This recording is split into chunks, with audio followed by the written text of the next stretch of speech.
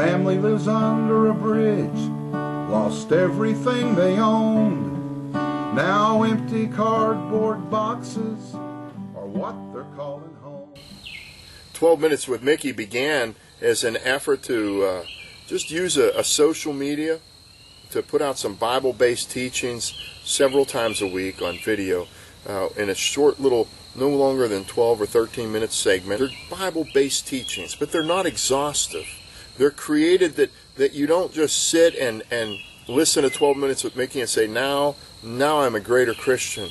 No, they're designed to cause you to want to reach into the Word of God and explore it deeper, to learn more about the Word of God, and not just learn the words that are on the paper, but begin to examine the heart that's behind those words. Over the last year and a half, I've watched groups of people on several different continents begin to utilize 12 Minutes with Mickey as part of their normal routine in their Bible studies and Bible teachings. We're on Facebook.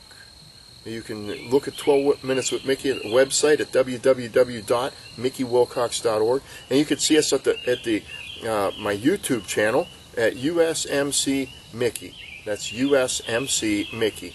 Or catch us at Facebook at 12 Minutes with Mickey.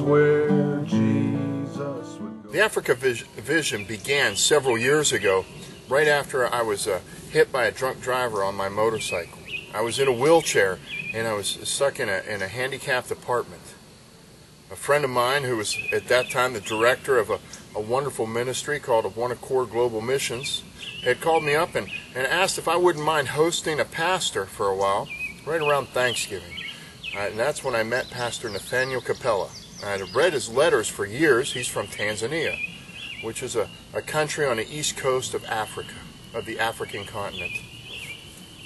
I met him, and as I began to talk with him, God began to put in my spirit a desire to go and purchase some land and to build an orphanage. And I was looking for a piece of land, and I was able to purchase a piece of land. And it was almost 20 acres in a remote village area. And I said, God, this is pretty big for an orphanage. And the Lord just spoke to me in that moment and said, if you build an orphanage, you can help hundreds.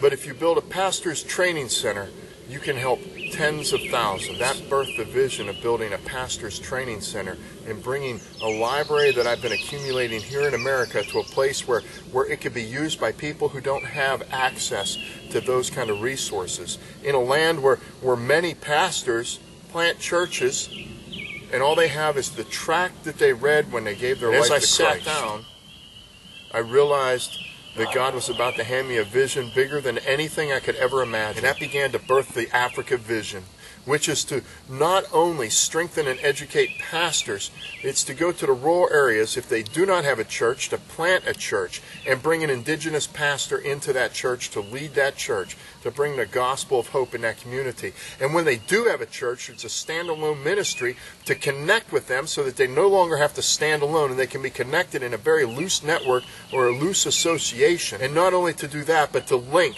all the countries of Africa together and their ministries together so that we can work effectively as a common ministry on the continent. And it's not by taking money from America and using it to support churches there.